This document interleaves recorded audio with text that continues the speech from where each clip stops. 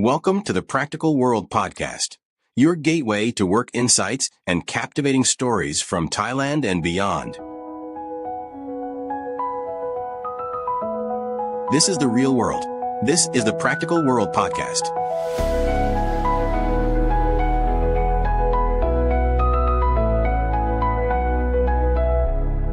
Okay, let's unpack this, your first job. It's so much more than just, a paycheck or a line on your resume, isn't it? Oh, absolutely. It's truly a transformative experience, like a rapid fire crash course in the real world. Today, we're diving deep into a fascinating stack of sources, articles, some cutting edge research, and candid insights from countless individuals who've navigated this very path. Right. Our mission for this deep dive is to extract the crucial, often surprising lessons and skills you pick up, things you get, usually without even realizing it's happening at the time. Indeed.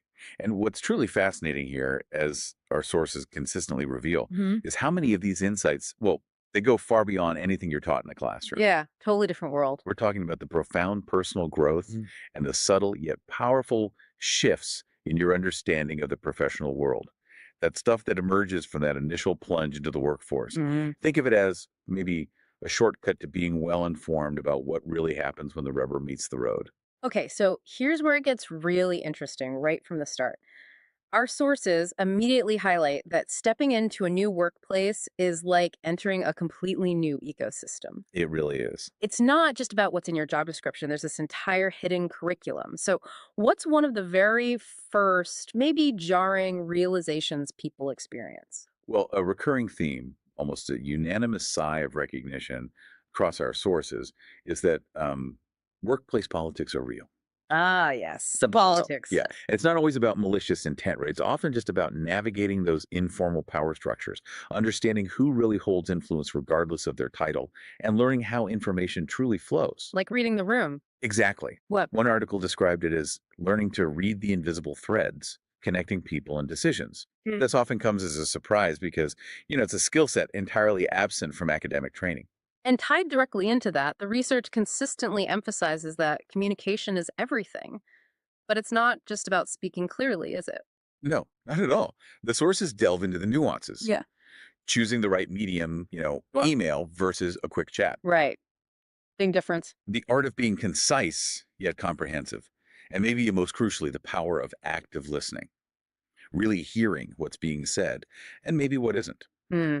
And miscommunication, the data showed, isn't just annoying, it leads to actual problems. Yeah. Costly errors, wasted time, fractured relationships. Absolutely. And when we talk about communication, we inevitably arrive at feedback is a gift. Even if it feels like a slightly painful gift sometimes.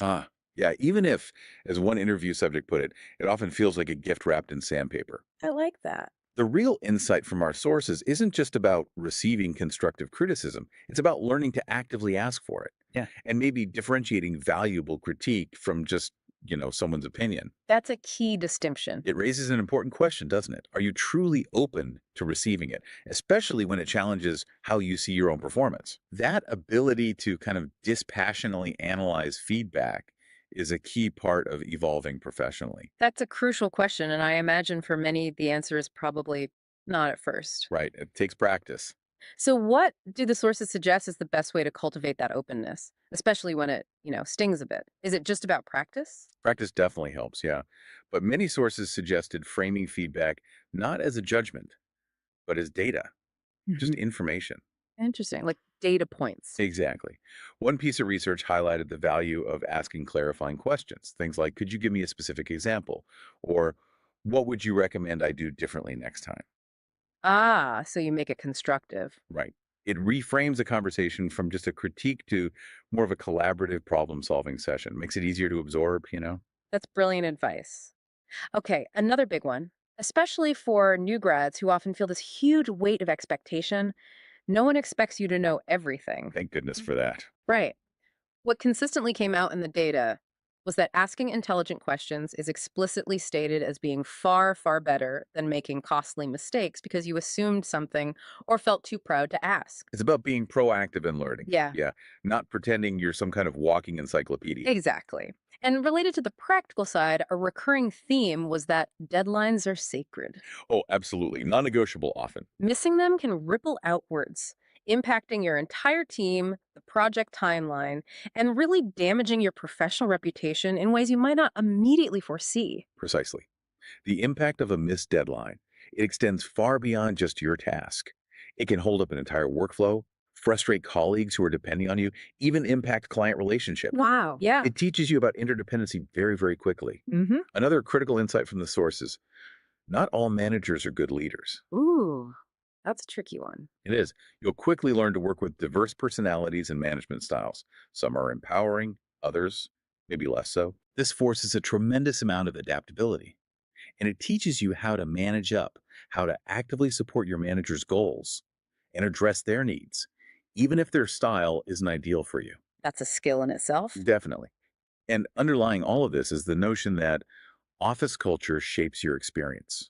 The fit, the unwritten rules, the alignment with company values, these significantly affect your job satisfaction. So true. You realize pretty quickly that a great job description doesn't guarantee happiness if the cultural environment isn't right for you, or if the vibe is just off.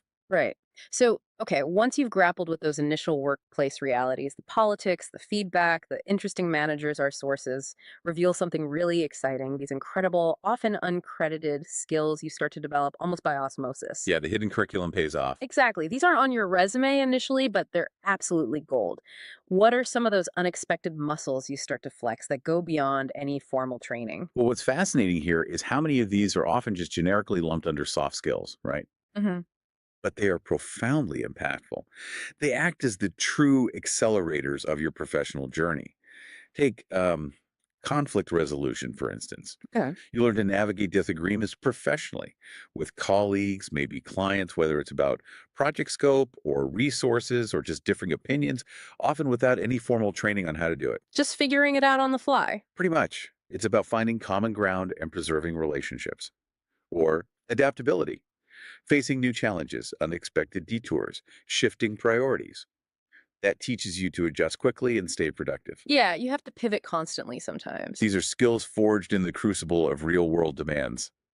I love the idea mentioned in the sources of reading between the lines, how you become incredibly skilled at picking up on office politics, those unspoken expectations, subtle cues in communication. Yes, it's almost like developing a sixth sense for the workplace environment, understanding what's not being said as much as what is. Totally. And then there's time management under pressure. The difference here from, say, academic deadlines is the direct, immediate impact on real world outcomes. Absolutely. Stakes feel higher. Real deadlines and multiple competing tasks force you to prioritize and organize more efficiently than ever before, pushing you past what you maybe thought you were capable of. Yes. And then there's self advocacy. Yeah. This is realizing the critical importance of, well, articulating your needs, your ideas, your accomplishments. Speaking up for yourself. Exactly. Promotions, raises, even getting assigned to interesting projects often require you to speak up for your value and your contributions rather than just waiting to be noticed. Nobody's a mind reader. Pretty much. Also, learning how to learn is crucial. The professional landscape is always changing, right? Mhm. So the ability to quickly pick up new tools, processes, industry knowledge, whether it's through online courses, asking colleagues, or just trial and error, that's invaluable. It's a meta skill. A meta skill, I like that. What about the personal fortitude needed? The sources frequently mention resilience, Ah, yes, bouncing back. bouncing back from mistakes, criticism, setbacks. It seems to become almost second nature after a while. You realize errors are inevitable, but what truly matters is how you handle them, learn from them, and move forward without letting them completely derail you. That's huge. It builds character. Yeah. And let's not forget the seemingly minor but incredibly important professional etiquette. Like email tone. Exactly. The nuances of email tone, meeting behavior, knowing when to interject, Yeah. or even just understanding workplace dress codes. Mm. These seemingly small things can have a disproportionately large impact on how you're perceived and your ability to connect. Definitely influences first impressions. Exactly. These are the quiet powers that kind of blossom within you. They emerge organically as you navigate the complexities of real world demands, forming this versatile toolkit that transcends any specific job role. Mhm. It's about becoming uh, a well rounded professional, capable of thriving in various environments, not just an expert in one specific technical area. Right. So, beyond just acquiring new skills, your first job sparks some incredible personal growth moments, these aha moments that genuinely transform you, often unexpectedly and profoundly shift your self perception. The real light bulb moments. Yeah. For me, what stood out in the sources was the idea of overcoming self doubt. You often walk into a new job feeling this profound sense of imposter syndrome, right? Unsure if you truly belong or are capable. Oh, that's a huge one. And the sources repeatedly highlighted it. The first time you successfully complete a really challenging task or project, or maybe just handle a difficult conversation with a senior colleague, Yeah. you suddenly realize, hey, I can do this. You're capable of more than you thought. This builds genuine self confidence, usually incrementally, Little by little. which raises an important question. How do we recognize and celebrate these small victories internally so they actually contribute to that growing confidence rather than just, moving on to the next urgent task? That's such a good point. That internal celebration is so often overlooked. We just keep going. We do. Another powerful one mentioned was learning to accept feedback.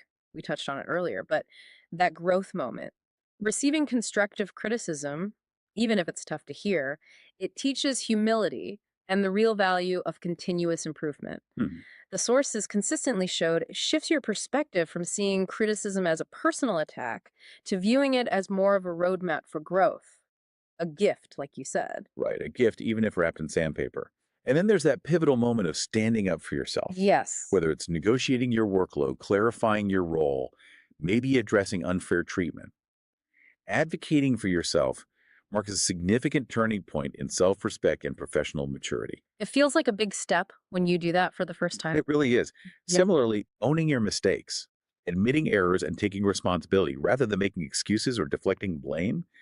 The sources show this consistently fostered accountability and earned profound respect from colleagues and managers. It builds trust, doesn't it? Absolutely. It's not just about admitting the error, it's about demonstrating integrity. What about those tricky interpersonal situations?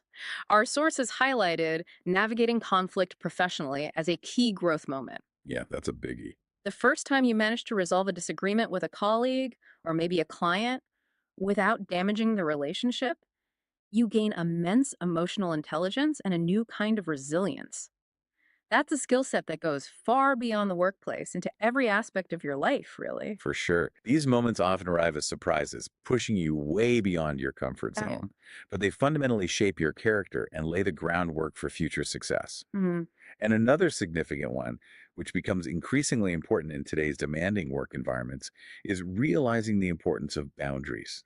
Knowing when to switch off. Exactly. Recognizing when to say no, or when to push back gently on unreasonable requests, or when to simply log off after hours. That's a critical lesson in self care and maintaining a sustainable work life balance. So important for avoiding burnout. Crucial. It's about protecting your own well being in a culture that can often blur those lines pretty easily. So, okay, bringing it all together, what does all of this mean for you, the listener? Whether you're just starting out in your first role, maybe contemplating a career change, or even just reflecting on your own past experiences, what's the bigger picture here? Well, if we connect this to the bigger picture, it becomes abundantly clear from our sources that your degree is just a starting point. Right. It gets you in the door, maybe. Exactly. Formal education provides foundational knowledge, but those real world skills, particularly those unwritten rules and unexpected skills we discussed, alongside a commitment to continuous learning, those are essential for long term career viability. Hmm. This is also why networking isn't optional. Building genuine relationships inside and outside your organization consistently opens doors to opportunities you might not even know exist. It creates a vital support system and expands your horizons beyond just your immediate role. Yeah, connections matter. And it's not just about passively doing what's asked, is it? The research emphasized that initiative gets noticed. Volunteering for new projects, identifying problems, and proactively offering solutions, or simply going the extra mile consistently sets you apart. It really does. And your attitude is your brand. Say more about that. Well, positivity, resilience when things get tough, and a genuine willingness to learn that combination will define your reputation much more profoundly than any single task you complete. It's how people remember working with you, and it definitely influences future opportunities. That makes perfect sense. Ultimately, a recurring and powerful message across all our sources is that you're responsible for your own growth. You really are. Don't wait for someone to hand you opportunities or detailed development plans. You have to actively seek them out, identify your own learning edges, and push yourself. Take ownership. Precisely. And finally, a key insight that seems to bring a lot of peace to many, especially in today's dynamic job market. Your first job won't be your last. That's a relief for some, I bet. It really is. It's perfectly fine and actually increasingly common to move on when you outgrow a role or a company, or when it just no longer aligns with your goals or values. Mhm. And throughout that journey, remember to celebrate small wins because consistent progress and acknowledging those moments, even just internally, are what truly sustain motivation and build confidence over the long haul. Wow. What an incredible deep dive into the whole transformative journey of your first job. From navigating those often subtle nuances of office politics to discovering profound personal strengths you didn't even know you possessed. Well, It's clear this experience is a masterclass in both practical skills and deep self discovery. yeah, the insights from our sources today Yeah. really suggest that your first job is often less about what you do on a day-to-day basis and far more about who you become through the process. Hmm. It's about the foundational lessons you carry forward into every subsequent step of your career and frankly into every aspect of your life. Those things stick with you. They really do. Okay, so for your final provocative thought today, consider what one unexpected skill or perhaps profound personal growth moment from your own experiences, or maybe from what we've discussed here, has had the most lasting impact on your career or even your personal life. Ooh, good question to ponder. And how might actively seeking out and intentionally cultivating such growth opportunities shape your next steps? Whether you're looking for your very first job right now, or perhaps navigating your fifth or 10th, something to think about.